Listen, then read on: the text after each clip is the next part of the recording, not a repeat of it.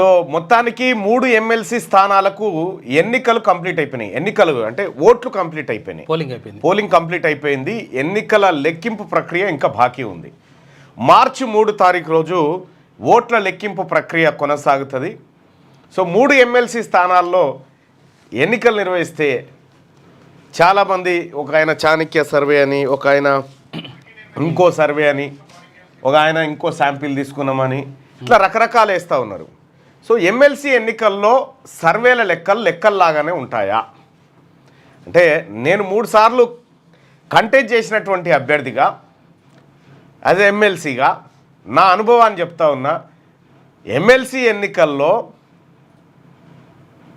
సర్వేలు పనిచేయాయి. ఎందుకంటే మిగతా ఓట్లకి దీనికి చాలా తేడా ఉంటుంది. ఏది చేతుల మీద అంచనా వేయొచ్చు, కానీ పక్కాగా ఈ శాంపిల్తో నీ తీసుకొచ్చినామని చెప్పడానికి లేదు. అంటే వాస్తవానికి ఈ 3 ఎమ్మెల్సీ స్థానాల్లో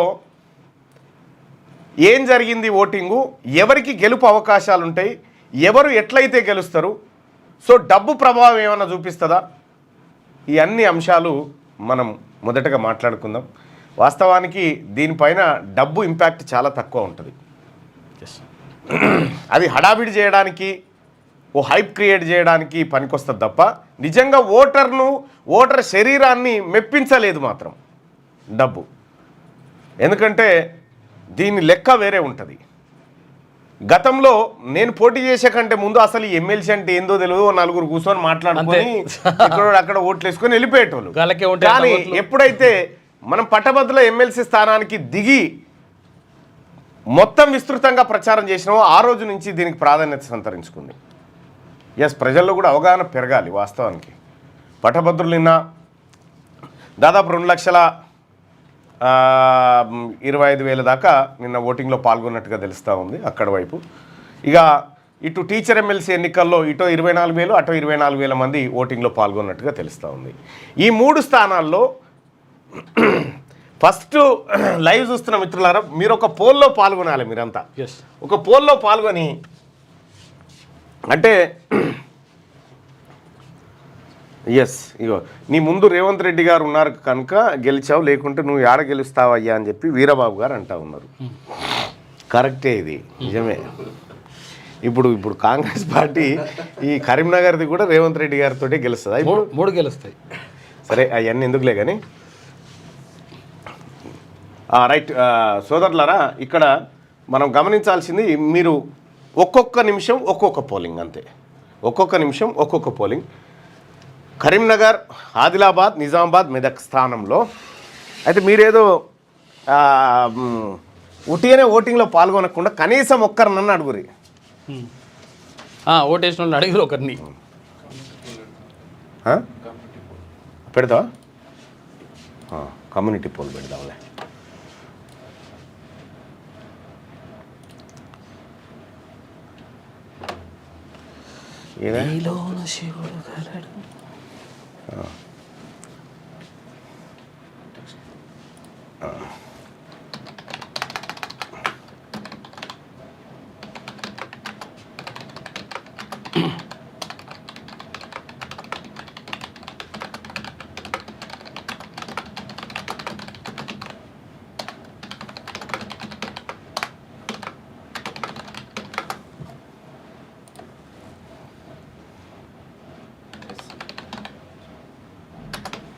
పేరు అంజిరెడ్డి అని.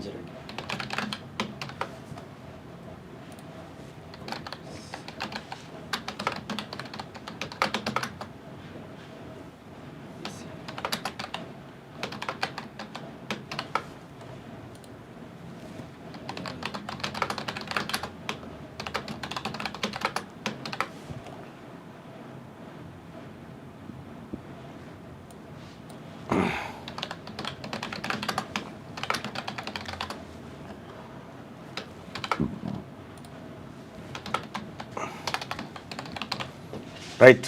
కమ్యూనిటీ పోస్ట్లో ఒకసారి కమ్యూనిటీ పోస్ట్ తీసి చూపించు. దాంట్లో ఒకసారి పోస్టాం చూపించు పోస్ట్. ఈ ఛానల్ ఓకే.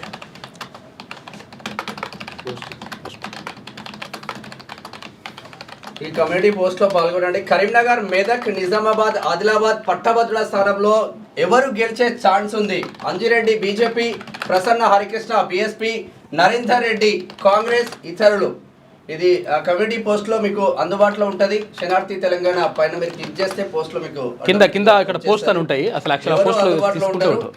ఇంకో పోస్ట్ కూడా రాబోతుంది.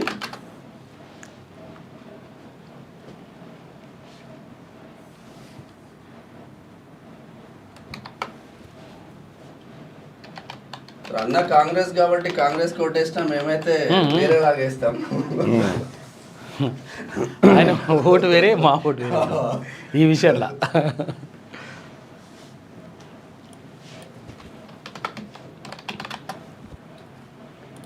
రైట్, నెక్స్ట్ పోస్ట్ కూడా ఒకసారి చూసుకోండి. రిఫ్రెష్ కొట్టాలి. తర్వాత మెదక్, నల్గొండ, ఖమ్మం టీచర్ ఎమ్మెల్సీ స్థానంలో ఎవరు గెలిచే అవకాశం ఉంది? శ్రీపాల్ రెడ్డి, నర్సిరెడ్డి, పూల రవీందర్, ఇతరులు. వీళ్ళ ముగ్గురు మధ్యలో పోటీ ఉన్న నేపథ్యంలో ముగ్గురిని ప్రధానంగా తీసుకుని ఇతరులు పెట్టేశారు. ఎవరు గెలిచే ఛాన్స్ ఉంది? ఈ హర్షవర్ధన్ రెడ్డి కూడా పెట్టారు. ఇతరులు ఓకే. ఎవరు గెలుస్తారు నా అంచనా ఏందనేది కాసేపట్లో చెప్తా చూడరు.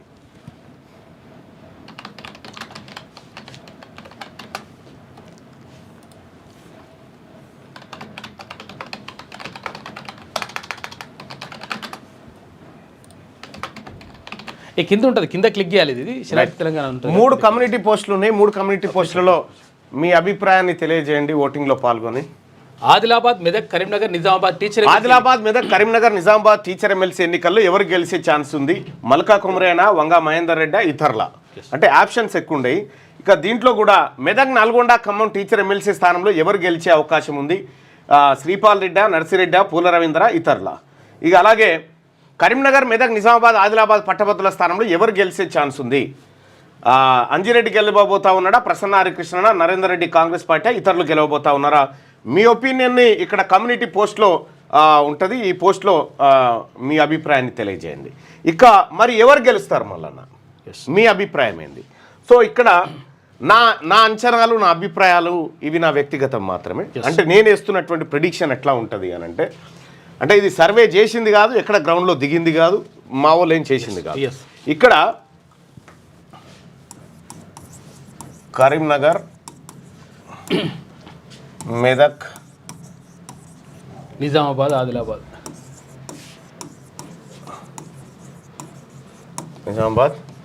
ఆదిలాబాద్ ఈ గ్రాడ్యుయేట్కి సంబంధించినటువంటిది చూద్దాం.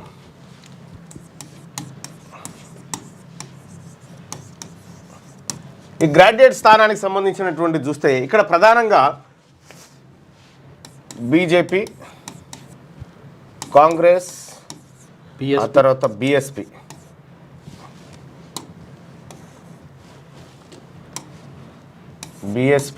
ఆ తర్వాత ఇండిపెండెంట్.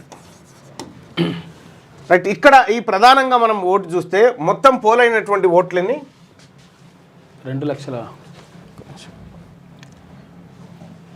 పోలైన ఓట్లు.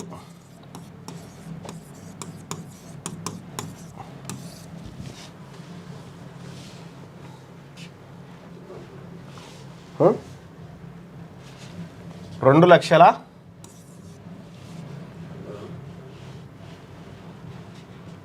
ఏమైంది?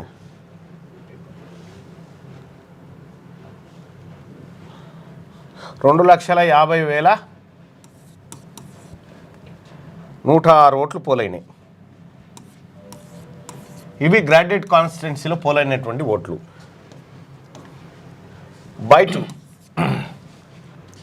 బై టూ చేస్తే మనకి ఎంత? 2,25,000.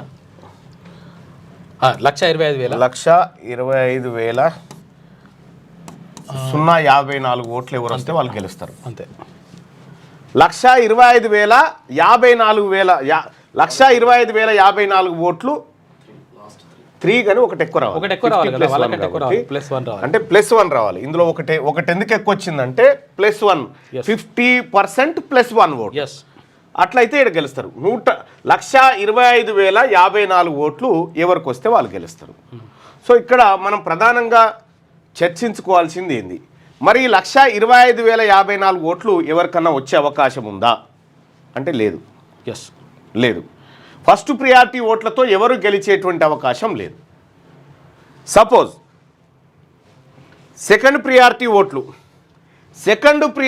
ఓట్లే ఈ ఫలితాన్ని తేల్చేటువంటి అవకాశం ఉంది. మరి సెకండ్ ప్రియారిటీ ఇక ఫస్ట్ ప్రియారిటీ పక్కకు పెడితే ఈ first priority ఓట్లలో Bharatiya Janata party అభ్యర్థికి 1,25,000 అంటే దాన్ని 3 భాగాలు చేద్దాం, 4 భాగాలు చేద్దాం. 4 భాగాలు చేస్తే 30. ఈయనకు బీజేపీ అభ్యర్థికి 30,000 ఓట్లు వచ్చినాయి అనుకో, ఇంకెన్ని మిగులుతాయి? 95. 95లో కాంగ్రెస్ అభ్యర్థికి ఒక 25,000 వచ్చినాయి అనుకో, బీఎస్పీ అభ్యర్థికి ఒక 40,000 వచ్చినాయి అనుకో. ఓకే, ఇంకెన్ని పోతాయి? 70, 90, 95 అంటే ఇగో ఇండిపెండెంట్లు అందరు కలిపి 30,000 వచ్చినాయి అనుకో. ఓకే, ఇట్లా వచ్చినాయి అనుకో. ఎవరికి ఇంకా ఈ కోటా రాలే అంటే 1,25,054 ఓట్లు ఎవరికి రాలేదు. కానీ మరి వాట్ నెక్స్ట్? అయితే ఇక్కడ మనం గమనించాల్సినటువంటి అంశం ఏంటంటే ఈ ఫస్ట్ ప్రియారిటీ ఓట్లు ఎవరికి ఎక్కువనే అనేది చూడాలి. ఒకవేళ బీఎస్పీ అభ్యర్థికి ఎక్కువనే అనుకుందాం. ఎక్కువనే అనుకుంటే ఈయన ఫస్ట్ ప్లేస్లో ఉంటాడు, ఆయన వెనకాల నెక్స్ట్ 30,000 ఆయన ఉంటాడు, ఆ తర్వాత 25,000 ఆయన ఉంటాడు, ఆ తర్వాత ఇండిపెండెంట్లు అందరు కలిసి ఇట్లా వరుసగా వస్తూ ఉంటారు అన్నట్టు. ఇక్కడ మనం గమనించాల్సింది ఏంటంటే ఇది అయిపోయింది, ఫస్ట్ ప్రియారిటీలో ఫలితం తేలలేదు. తేలినప్పుడు ఏం చేస్తారంటే ఈ కింద ఎవరికైతే తక్కువ ఓట్లు వచ్చినాయో, సపోజ్ ఒకరికి 4 ఓట్లే వచ్చినాయి అనుకున్నాం, వెంకట్ అనేట ఆయనకు మొత్తం ఫస్ట్ ప్రియారిటీ ఓట్లు ఒక 50 వచ్చినాయి అనుకుందాం. 50 ఓట్లు వచ్చినాయి. అయితే ఈయనని ఏం చేస్తారంటే ఈయన లాస్ట్లో ఉన్నాడు, అందరికంటే లాస్ట్లో ఉన్నాడు కదా, ఈయనని ఎలిమినేట్ చేస్తారు. ఈయనని ఎలిమినేట్ చేసి ఈ 50 ఓట్లు ఉన్నాయి కదా, ఈ 50 ఓట్లలో సెకండ్ ప్రియారిటీ ఓటు ఎవరికి వేసిరో మళ్ళీ వాళ్ళ డబ్బలలో వేస్తారు. 50 ఓట్లు పంచుకుంటూ వస్తారు. బీఎస్పీ అభ్యర్థికి ఇప్పటికి 40,000 ఉన్నాయి కదా, మాట ఉదాహరణ మాత్రమే అంతే చెప్తున్నా. కాంగ్రెస్ అభ్యర్థికి 25,000 ఉన్నాయి కదా, లేదు బీజేపీ అభ్యర్థి సెకండ్ పెడదాం.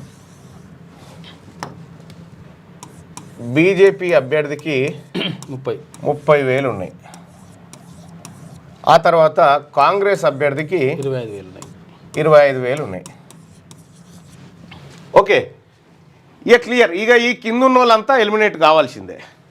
అయితే ఈ 50 ఓట్లలో సెకండ్ ప్రియారిటీ ఓటు అంటే మొదటి ప్రాధాన్యత ఓటు వెంకట్ కేసిరు, రెండో ప్రాధాన్యత ఓటు ఈ 50 ఓట్లలో ఒక 20 ఓట్లు ప్రసన్న హరికృష్ణ కేసిరు అనుకుందాం, ఒక 15 ఓట్లు బీజేపీ కేసిరు అనుకుందాం, ఇంకా 5 ఓట్లు ఇంకో 5 ఓట్లు 5 కాదు ఇంకొక 5 ఓట్లు కాంగ్రెస్ ఆయన కేసిరు. ఇప్పుడు దీన్ని బట్టి 40 అయినాయి కదా, ఇంకొక 10 ఓట్లలో సెకండ్ ప్రియారిటీ వేయలే, అసలు సెకండ్ ప్రియారిటీ వేయలే, కానీ 1 నెంబర్ వేసి ఇట్స్ పెట్టిరు. సో ఇప్పుడు ఏమవుతుంది, ఈయనకు బీఎస్పీ ఆయనకు 40,20 ఓట్లు అవుతాయి. వెంకట్ ఎలిమినేట్ అయిన తర్వాత కూడా ఇవి కూడితే 40,20 ఓట్లు అయినాయి కదా. సో ఈ కోటా రాలే, ఇంకా ఈ కోటా రాలే. మళ్ళీ ఏం చేస్తారు, ఆ వెంకట్ కంటే మీద ఉన్న ఆయన ఉంటాడుగా, రెండో లాస్ట్ ఆయన ఆయనది అట్లా తీసుకుంటూ ఇలా కలుపుకుంటూ వస్తారు. వచ్చిన తర్వాత కూడా ఈ ఇంకొక ఆయన యాదగిరి శేఖర్రావు అని ఒక ఆయన ఉన్నాడు. అయితే అక్కడి వరకు వస్తారు. వచ్చిన తర్వాత ఈయనకు ఇండిపెండెంట్లలో 10,000 ఓట్లు వచ్చినాయి అనుకుందాం. ఇండిపెండెంట్లలో యాదగిరి శేఖర్రావు 10,000 ఓట్లు వచ్చినాయి. ఇక వీళ్ళ పని అయిపోయినట్టే. ఈ కింది వాళ్ళ అన్ని సెకండ్ ప్రియారిటీ తీసి వీళ్ళకి పంచుతూ ఉంటారు. పంచుతున్నటువంటి క్రమంలో ఈ సెకండ్ ఇప్పుడు యాదగిరి శేఖర్రావు దగ్గర 10,000 ఓట్లు ఉంటే దీంట్లో ఫస్ట్ ప్రియారిటీ మాత్రమే పడ్డటువంటి ఓట్లు 2,000, 8,000కు సెకండ్ ప్రియారిటీ ఉంది అనుకుందాం. ఈ 8,000లలో ఒక 4,000 ఓట్లు ఈయన కలిసినాయి అనుకో, ఈయనకు 2,000 కలిసినాయి అనుకో, ఈయనకు 2,000 కలిసినాయి అనుకో, అప్పుడు మెల్లగా రేసులోకి ఎవరు వస్తారు? బీజేపీకి సంబంధించినటువంటి 34,015 ఓట్లతో ఈయన 42,020 ఓట్లు ఈయన.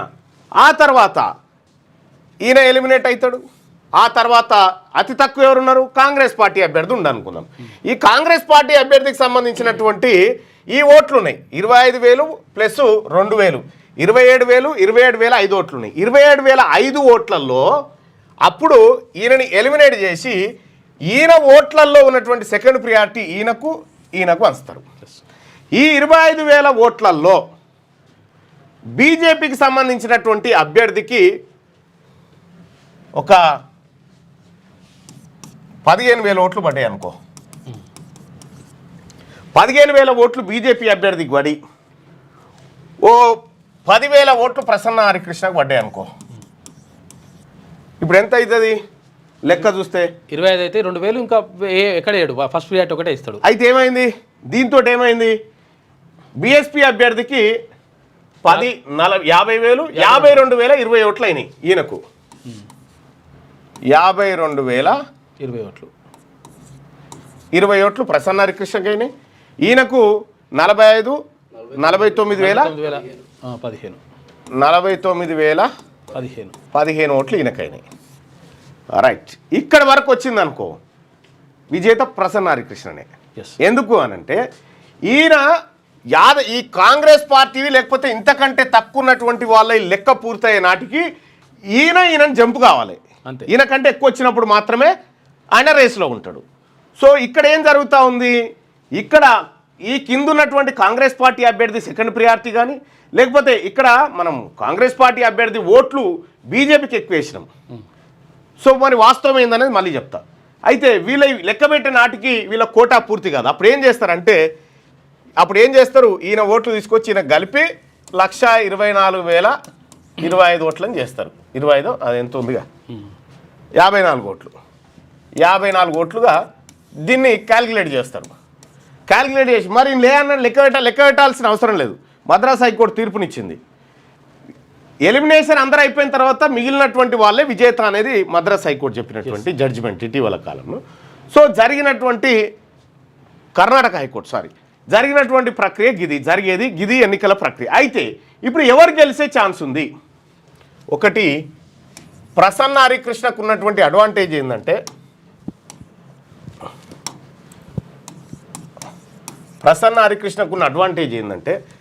ఫస్ట్ ప్రియారిటీ కనుక ప్రసన్న హరికృష్ణ ఎక్కువ ఓట్లు తెచ్చుకుంటే ఒక అడ్వాంటేజ్, రెండో స్థానంలో ఉంటే కూడా అడ్వాంటేజే ఉంది. ఎట్లా అంటే ఇటు కాంగ్రెస్ ఆర్ బీజేపీ అదర్స్ వీళ్ళందరి దాంట్లోకి ఏంటి సెకండ్ ప్రియారిటీ ఓట్లు ఈయనకు ఉన్నాయి అనేది ఒక చర్చ. ఎందుకంటే ఇందులో ఉన్నటువంటి వీళ్ళకేరు సరే అది పార్టీ కేడర్, కానీ ఇందులో ఉన్నటువంటి బీసీలు మెజారిటీగా ఫస్ట్ ప్రియారిటీ తన పార్టీకి ఇచ్చుకున్న సెకండ్ ప్రియారిటీ కాంగ్రెస్ పార్టీకి ఏది మన ప్రసన్న హరికృష్ణకి ఇస్తారు. కాబట్టి ఇక్కడ ప్రసన్న హరికృష్ణకు మెరుగైనటువంటి ఛాన్స్ ఉంటుంది. మెరుగైనటువంటి ఛాన్స్ ఎందుకంటే ఈయన ఒకవేళ బీజేపీ ఫస్ట్ ఉంది ఫస్ట్ ప్రియారిటీలో, తర్వాత బీఎస్పీ ఉంది ప్రసన్న హరికృష్ణ, తర్వాత కాంగ్రెస్ ఉందని అనుకుందాం. ఇక్కడ ఎలిమినేషన్ ప్రక్రియ అయ్యేసరికి ఏం జరుగుతుందంటే కాంగ్రెస్ ఓట్లు కూడా లెక్క పెట్టే నాటికి ఈ బీఎస్పీ ఆయనకి ఎక్కువ పడి ఈయన ఫస్ట్ ప్లేస్ పోయేటువంటి అవకాశం ఉంది.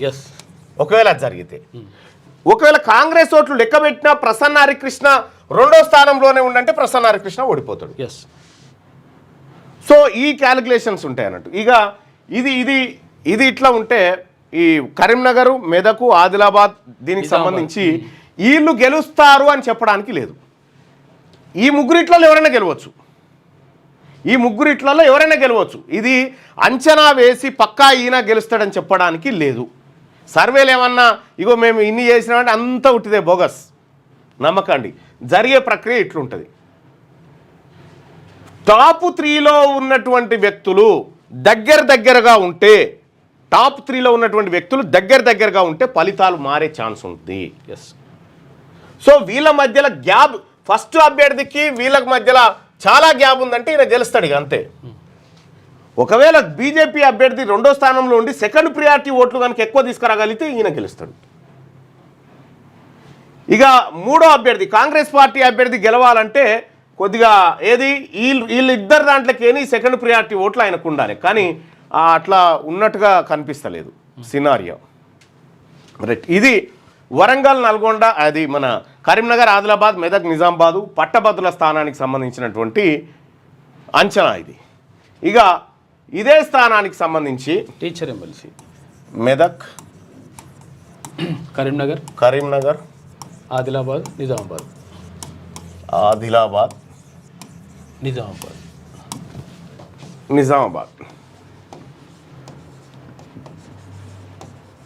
నిజామాబాద్ ఈ టీచర్ ఎమ్మెల్సీ స్థానం. టీచర్ ఎమ్మెల్సీ స్థానంలో ప్రధానంగా పోటీ పడ్డటువంటి ఇద్దరు అభ్యర్థులు, ఒకటి మల్కా కుమరయ్య,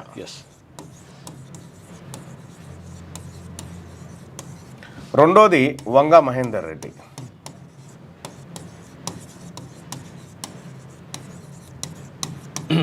ఇంకోటి కూర రఘోత్తమ్ రెడ్డి.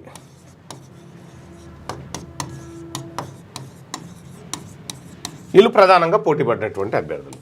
దీంట్లో వంగా మహేందర్ రెడ్డి, కూర రఘోత్తమ్ రెడ్డి వీళ్ళిద్దరు పిఆర్టీయు.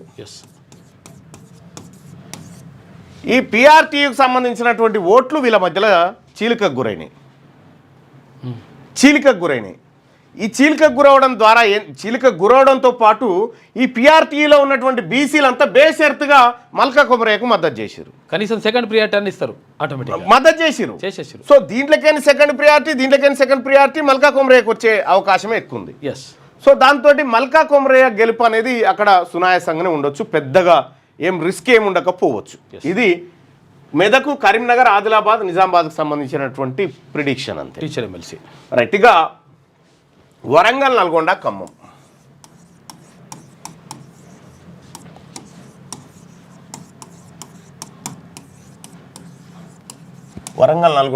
Teacher MLC.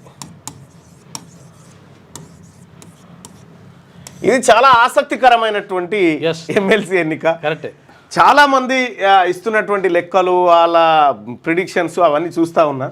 సో ఇక్కడ మీరు ఏం పోల్ చేసిరు అనేది ఒకసారి చూద్దాం. ఈ స్థానాలపైన మీ అభిప్రాయం ఏం చెప్పారు?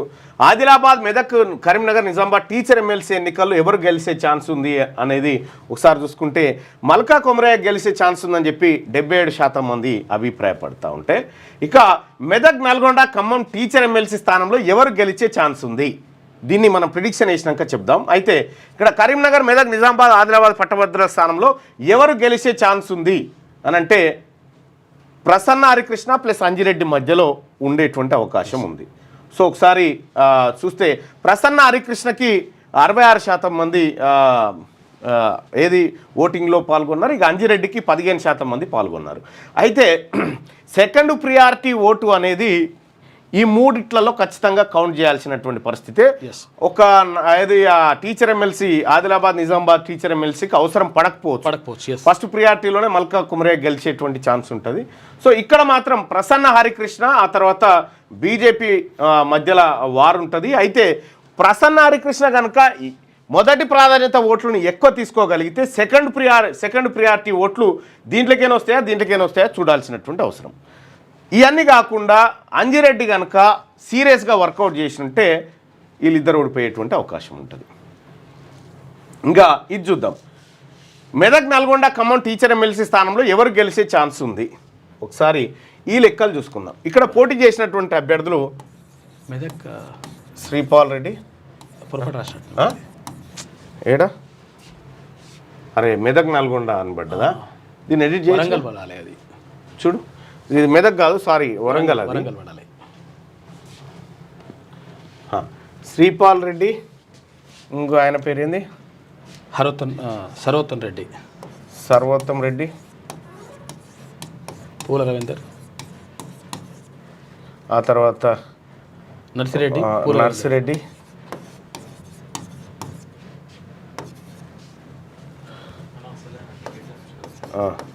పూల రవీందర్, తర్వాత హర్షవర్ధన్ రెడ్డి. హర్షవర్ధన్ రెడ్డి కూడా బాగానే ఉండే కానీ అయితే ఈయన నాన్ లోకల్ అని కొంచెం హర్షవర్ధన్ రెడ్డి, తర్వాత సుందర్రాజ్ యాదవ్, ఇక్కడ చాలా ఆసక్తికరమైనటువంటి లెక్కలు ఉంటాయి, మీరు గమనించండి. మొత్తం 24,000 ఓట్లు పోలైనాయి అప్రాక్సిమేట్గా. అంటే 12,000 ఓట్లు ఎవరికి వస్తే వాళ్ళు గెలుస్తారు. 12,000 ఓట్లు ఎవరికి వస్తే వాళ్ళు గెలుస్తారు. దాదాపు 94% అట్లా పోలింగ్ జరిగినట్టుంది. సో ఈ 12,000 ఓట్లు ఎవరికి వస్తే వాళ్ళు 24,000 ఓట్లలో శ్రీపాల్ రెడ్డికి ఒక ఫస్ట్ ప్రియారిటీ ఓట్లు ఒక 3,000 వచ్చినాయి అనుకో. ఓకే, సర్వోత్తమ్ రెడ్డికి ఈయనకు ఒక 1,500 వచ్చినాయి అనుకో. నర్సిరెడ్డికి ఒక 2,000 వచ్చినాయి అనుకో. ఆ తర్వాత పూల రవీందర్కి ఒక 4,000 వచ్చినాయి అనుకో. హర్షవర్ధన్ రెడ్డికి 3,500 వచ్చినాయి అనుకో. ఆ తర్వాత సుందర్ రాజ్, ఇవన్నీ అవుతున్నాయి మొత్తం 7, 8, 9, 10, 13 ప్లస్ సుందర్ రాజ్ యాదవ్కి ఒక 2,500 వచ్చినాయి అనుకో. ఇంకా ఇతరులు ఉన్నారు, ఇతరులకు అన్నీ వచ్చినాయి అనుకో. ఇక్కడ ఏం జరుగుతుందంటే ఈ ఫస్ట్ ప్రియారిటీ ఓట్లు ఎవరికైతే ఎక్కువ వస్తాయో వాళ్లకు గెలిచే అవకాశాలు ఎక్కువగా ఉంటాయి ఇక్కడ. రెండో ప్రియారిటీ ఓటు ఖచ్చితంగా లెక్క పెట్టాల్సిందే.